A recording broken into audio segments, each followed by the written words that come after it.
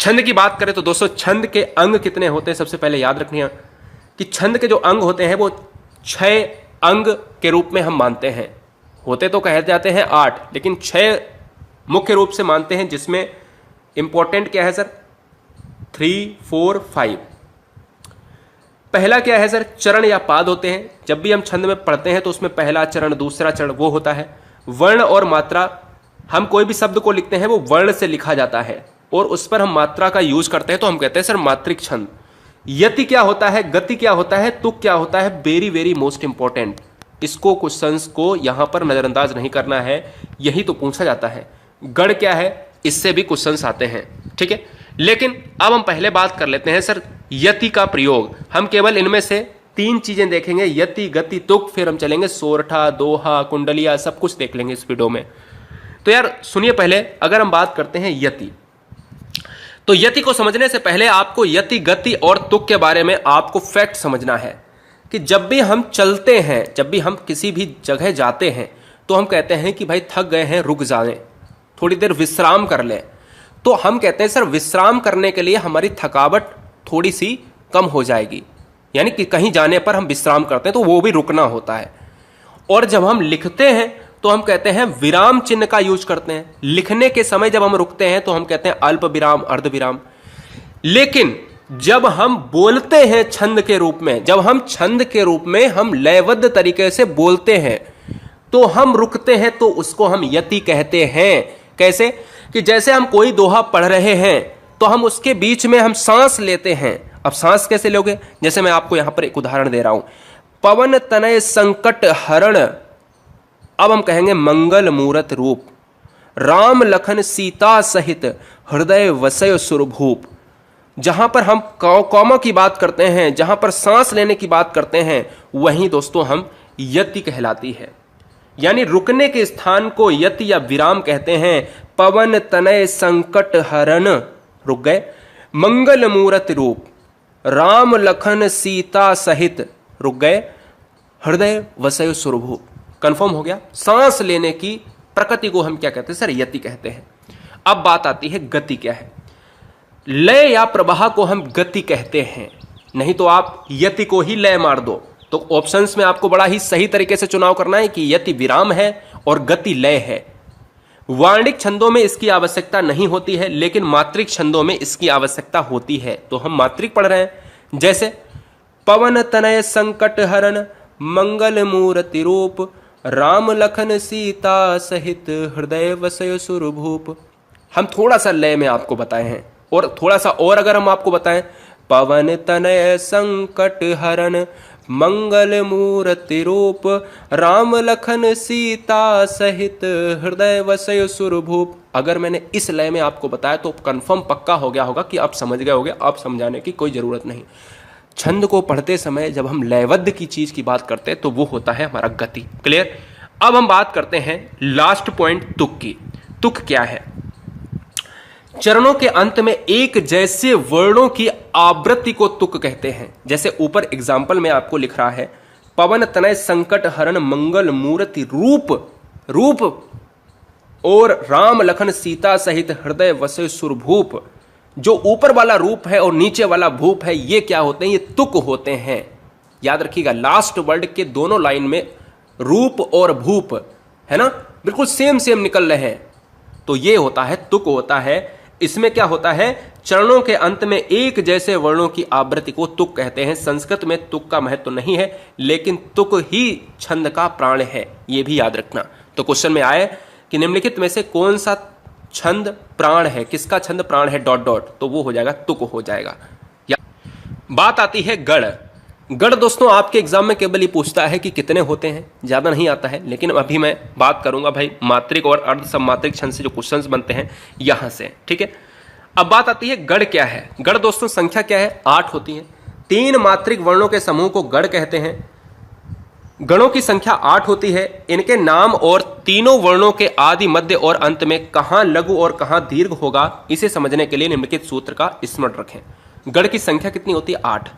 या माता राज भान भानस लगा, अब मतलब यगड़, या से मगड़, तगड़, रगड़, जगड़, भगड़, नगड़, सगड़। ये क्या है सर? 1 2 3 4 5 6 7 8, ये क्या होते हैं सर? ये होते हैं गण होते हैं। आपको केवल संख्या याद रखनी है, टेंशन नहीं लेने का। हम बात कर रहे हैं छंद की। तो छंद में सबसे पहले आपको लघु मात्रा और गुरु मात्रा गिनना आना चाहिए। गिनना आना चाहिए तो भैया हमें कोई भी शॉर्टकट नहीं अपनाना है, पूरा ज्ञान लेना है पूरी वीडियोस में। हम कहते हैं सर लघु क्या है? लघु दोस्तों होती है, इसको हम कहते हैं सर हस्सो भी कहते हैं। क्या सर? हस्सो भी कहते हैं। छोटी मात्रा जिसमें होती है वो लघु होता है, या छोटा आ, छोटी ई, छोटा ऊ, री। गुरु क्या होता है? गुरु इस तरीके का सिंबल होता है, और बड़ा आ, ई, ए, ओ, औ, उ और अनुस्वार मतलब जितने भी अंग आह की बात करते हैं। ठीक है, यह आपको कंफर्म हो गया। ये मैंने क्यों बताया? क्योंकि अभी मैं जब आपको एग्जाम्पल दूंगा तो मात्राएं गिननी पड़ेंगी। क्यों? क्योंकि भाई जब आपसे एक एग्जाम्पल पूछ लेता है एग्जाम में, कहता है निम्नलिखित में से कौन दोहा है, कौन सोरठा है, तो भैया ये काम आता है। ठीक है, तो याद रखना है।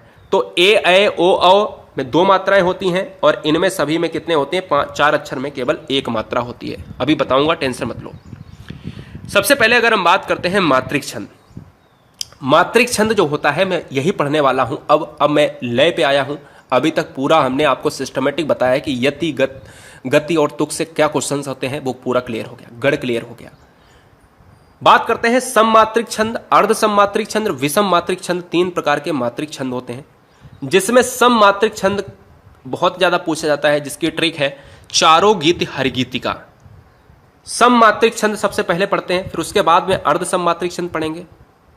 तो सबसे पहले यार याद रखो कि चारों गीत हर गीतिका का मतलब क्या है। तो मात्रिक छंद में पहला पार्ट है सममात्रिक छंद। सममात्रिक छंद हम देखते हैं कि चारों गीत हर गीतिका में मतलब यह है कि क्वेश्चंस में आपसे ये पूछेगा कि निम्नलिखित में से कौन सा सममात्रिक छंद है और कौन सा नहीं है। तो बस ये ट्रिक आपको वहां पर काम आएगी। आपको पता रहेगा कि चारों गीत हर गीतिका जो है सममात्रिक छंद होते हैं, तो कोई रोक नहीं सकता क्वेश्चन सही करने से। अगर चारों गीत यानी चौपाई, चारों से चौपाई, रो से रोला, गीत से गीतिका और हर गीतिका तो है ही। अगर चारों गीत हर गीतिका हमारे दिमाग में है कि ये सममात्रिक छंद है, तो हमें कोई नहीं रोक सकता कि क्वेश्चन सही ना हो। तो सिंपल सी बात है कि यह आपको याद रखनी होगी। अब बात आती है चौपाई में कितनी मात्राएं होती हैं। पहली बार हमेशा यही क्वेश्चन आता है, हमेशा ही क्वेश्चन आया है, पिछली बार भी आया। रोला में कितनी मात्राएं होती हैं? 24 होती हैं। चौपाई में 16 होती हैं। गीतिका में होती हैं 26 और हर गीतिका में होती हैं 28 मात्राएं। ये आपको लिख लेना है बहुत अच्छी तरीके से। अब मैं आपको बताता हूं कि मात्राओं को गिनते कैसे हैं, चौपाई में क्या होता है। ठीक है, तो सममात्रिक छंद में कौन कौन से आते हैं? चौपाई आता है, रोला आता है, गीतिका यानी हर गीतिका। तो ये चीजें आपको याद है। अब बात करते हैं सबसे पहले चौपाई की। चौपाई की बात करते हैं। हमने कहा मात्रिक समछंद है। अगर आपसे पूछे कि चौपाई निम्नलिखित में से कैसा है, तो आप कहोगे सर कैसा है? सममात्रिक छंद या मात्रिक समछंद। हमने याद कैसे किया था? चारों गीत हर गीतिका यानी चौपाई। रोला है, पूछे रोला कैसा है? सममात्रिक। हर गीतिका, गीत का पूछे कैसा है? सममात्रिक। तो सबसे पहले चौपाई में 4 चरण होते हैं। प्रत्येक चरण की बात अगर हम करें तो 16-16। लेकिन अगर हम बात करें चरण की बात छोड़ो, हर लाइन में आपको 16-16 मात्राएं गिन लेनी है। मात्राएं गिनते हैं, देखिएगा। सूरज फिर से है मुस्काया, कोयलिया ने गान सुनाया। अब ये देखिएगा, इसमें मात्राएं आपको गिननी है कि क्या एक लाइन में 16 होती हैं, क्या दूसरी लाइन में भी 16 होती हैं। तो भैया क्या होगा? चौपाई होगा पक्का। सूरज हमने कहा बड़ा है ऊ, तो 2 लेनी है। 2 इसमें छोटा है तो 2 1 3, 3 1 4, 5 6 7 8 9 10 11 12 13 14 और 15 16। अब कहोगे सर कैसे हो गया?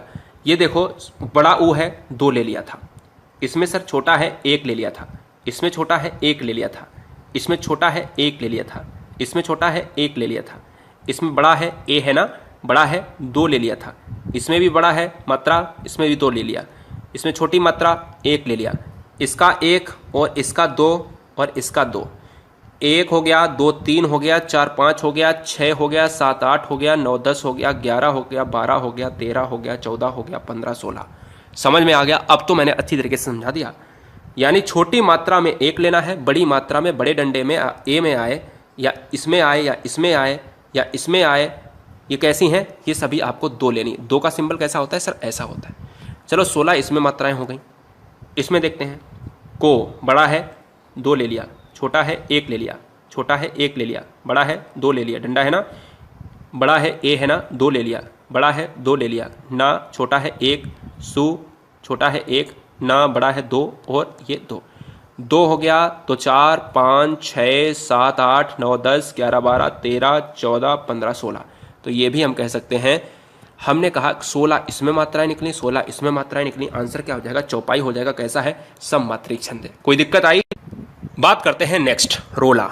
रोला कैसा सर, मात्रिक समछंद है। मात्राएं कितनी है सर, 24 मात्राएं हैं। चरण कितने सर, प्रत्येक चरण में 24, इसमें भी 24 निकलनी चाहिए, इसमें भी 24 निकलनी चाहिए। गिनना आपको बताया है, छोटे ऊ की मात्रा, छोटा आ, ये सब कोई दिक्कत मैटर नहीं करता, इसमें 1 मात्रा लेनी है। अनुस्वार विसर्ग ये सब आपको 2 मात्राएं लेनी है, ठीक है। चाहे ए हो छोटा, चाहे बड़ा ए हो, ओ हो छोटा, चाहे बड़ा ओ हो, 2 मात्राएं लेनी है। एक लाइन आपको गिन के बताते हैं, फिर आपको समझ में आ जाएगा।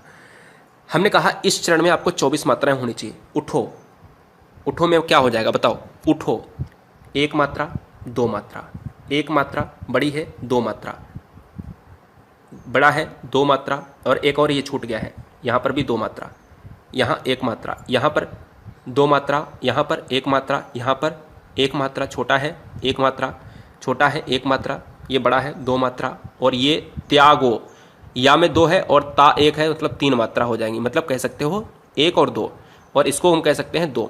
तो हम कह सकते हैं 1 2 3 4 5 6 7 8 9 10 11 12 13 14 15 16 17 18 19 20 21 22 23 24। तो हम कह सकते हैं 24 मात्राएं इसमें निकली। इसी तरीके से 24 मात्राएं इसमें आप गिन सकते हो। हरिगीतिका की बात करें सर, नेक्स्ट है हमारा हरिगीतिका। फिर चलते हैं अर्ध सम्मात्रिक, जहां से दोहा सोरठा से क्वेश्चन बनते हैं। हरिगीतिका से क्वेश्चन क्या बनते हैं सर, कहता है सबसे पहले कि कैसा है, तो हमने कहा कि चारों गीत हरिगीत का ट्रिक बताइए आपको, तो आपका हो गया सममात्रिक छंद। चरण कितने सर, चरण में कितनी कितनी मात्रा है, तो आपको कहना है 28। तो आपको केवल 28 रखनी है याद। अब तो गिन तो लोगे, पक्का ही पता है मुझे, गिन लोगे कोई भी दिक्कत नहीं, 2 बार मैंने बता दिया आपको। अब बात करते हैं मात्रिक छंद का दूसरा पार्ट है अर्ध सम्मात्रिक। यहीं से क्वेश्चन बनेगा, इससे ज्यादा आपको नहीं पढ़ना है।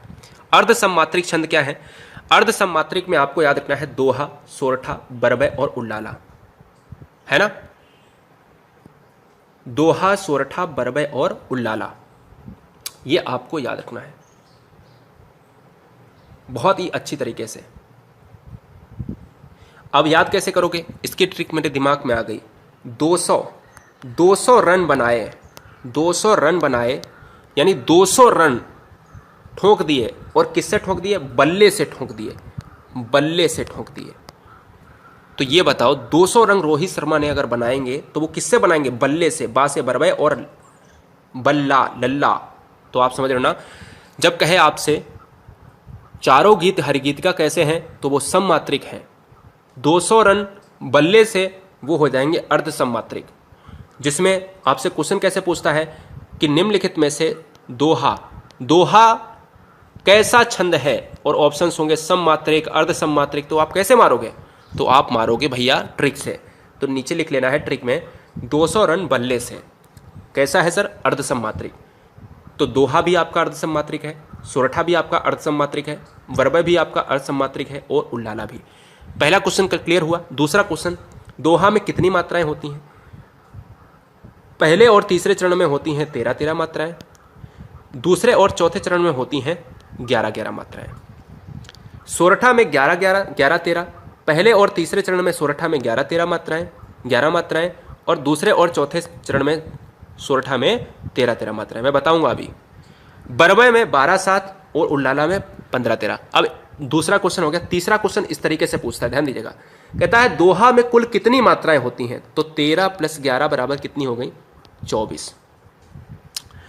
सोरठा और दोहा में तो भैया बराबर ही होंगी, तो आपसे कहते कुल मात्राएं, तो आपको 11 + 13 24 ही। अगर आपसे कहते बरबय में कुल मात्राएं कितनी होती हैं, तो 12-7 19।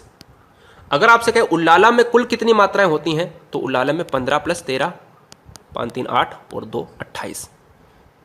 कोई दिक्कत है? तो अगर कुल मात्राएं पूछे तो इतनी, अगर प्रथम पद द्वितीय पद करके पूछे तो 13-11 11-13 12-7 और 15-13, इस तरीके से मारना है। अब बात करते हैं, पहला पार्ट है इसमें दोहा। दोहा कैसा है सर? मात्रिक अर्धसम छंद है, यानी अर्धसम मात्रिक छंद है, जिसमें पहले पद में यानी पहले और तीसरे पद में है 13-13 मात्राएं और दूसरे और चौथे पद में है 11-11 मात्राएं। अब कैसे हम इसको पहचानेंगे? हमने कहा था चरण की बात करें तो पहला चरण इतना होता है, दूसरा चरण इतना होता है, तीसरा चरण इतना होता है और चौथा चरण इतना होता है। समझ गए? तो पहला और तृतीय यानी ये और ये वाला जो चरण होता है इसमें 13-13 मात्राएं आनी चाहिए, और जो ये दूसरा और तीसरा चौथा चरण होता है इसमें कितनी कितनी मात्राएं आनी चाहिए? इसमें 11-11 मात्राएं आनी चाहिए। यानी ये वाला जो चरण है इसमें 13 मात्राएं, ये वाले दोनों चरण हैं इसमें 11 मात्राएं। तो आपका क्या होगा सर? दोहा हो जाएगा। मेरी भववादा हरो, आप कहोगे सर कैसे? फटाफट देख लेते हैं। 1 2 3, यहाँ पर 2 आएंगी। मेरी एक ही मात्रा में 2 2 2 1 1, बाधा 2 2 1, इसमें भी 2, इसमें भी 2, धा में 2, ना में 2, गा में 1, री में 1, सो 2 और ये में कितना है? या है ना, 1 है। गिनो 2 2 4 5 6, ठीक है, 7 8 9 10 11 12 13। अब देखो इस वाले चरण में कितनी हो गई सर? 13 हो गई। अब इसमें गिन लो 2 2 4 2 6 7 8 9 10 11। अब हमने कंफर्म बता दिया है कि इसमें अगर 13 हो गई, इसमें 11 हो गई, तो आगे में कितनी होंगी सर? आगे में फिर 13 होंगी और आगे में फिर 11 होंगी। तो कंफर्म हो गए आप कि पहले तीसरे चरण में आपकी होंगी 13, दूसरे और चौथे चरण में आपकी होंगी 11। ये क्या होता है सर? दोहा होता है। सोरठा की बात करें, सोरठा एक अर्धसममात्रिक या मात्रिक अर्धसम छंद है, उल्टा होता है बिल्कुल दोहा से। पहले और तीसरे चरण में होती हैं 11-11, दूसरे और चौथे चरण में होती हैं सर 13-13 मात्राएं। आपको गिन लेना है, कोई भी दिक्कत नहीं आएगी। आप एक बार ट्राई करो, गिनो। वही वाला मेथड जो ऊपर बताया था, लघु में कौन कौन सी गिननी है? 1 मात्रा गिननी है। दीर्घ में कैसे कैसे गिननी है? गुरु में 2 मात्राएं गिननी है। ठीक है, अब बात आती है नोट में कि दोहा सोरठा का उल्टा होता है। क्वेश्चन में आपको लिखकर आ जाए कि सोरठा का उल्टा क्या होता है, तो दोहा। दोहा का उल्टा क्या होता है? सोरठा। क्लियर हो जाएगा? बहुत अच्छे। विषम मात्रिक छंद में एक आपको पॉइंट बताते हैं। विषम मात्रिक छंद में ज्यादा दिमाग नहीं लगाना। कुंडलिया आता है। कुंडलिया आपसे कहता है, कुंडलिया आपसे क्वेश्चन में आएगा कि कुंडलिया निम्नलिखित में से किसका संयोग है। ये क्वेश्चन आपसे पूछेगा और नीचे example A B C D दिया होगा। तो कुंडलिया में आपको वही ऑप्शन लगाना है जिसमें दोहा प्लस रोला दिया हो। दोहा प्लस रोला दिया हो, ठीक है। दोहा प्लस रोला दिया हो वो आपको कुंडलिया लगाना है। बहुत ही बढ़िया है, बहुत ही अच्छी तरीके से इस चीज को देखो। छप्पे में रोला और उल्लाला याद कैसे करोगे? यू से उल्लाला और आर से रोला और छा से छप्पे। यू आर छप्पे कैसे याद करोगे? यू आर छप्पे। जब 1-2 बार बोलोगे तो आपको याद हो जाएगा। छप्पे बराबर क्या होता है? रोला प्लस उल्लाला। और कुंडलिया बराबर क्या होता है? दोहा प्लस रोला होता है। लास्ट में बता रहा हूं बनावट की बात, एक बार फिर से बता रहा हूं कुंडलिया को। विषम मात्रिक छंद है कुंडलिया, और कुंडलिया का संयोग होता है। ये क्वेश्चन बहुत ही इंपॉर्टेंट है, मैं दोबारा फिर से बता रहा हूं। 1 दोहा प्लस 1 रोला बराबर क्या बनता है सर? कुंडलिया बनता है। और 1 दोहे में होता है 13-11 मात्राएं, और रोले में होती हैं प्रत्येक पद में 24-24 मात्राएं, जो हम पहले ऊपर पढ़ा चुके हैं। सब्सक्राइब करें गुरुजी वर्ल्ड और बेल आइकन को प्रेस करें सबसे पहले सिलेक्शन के लिए।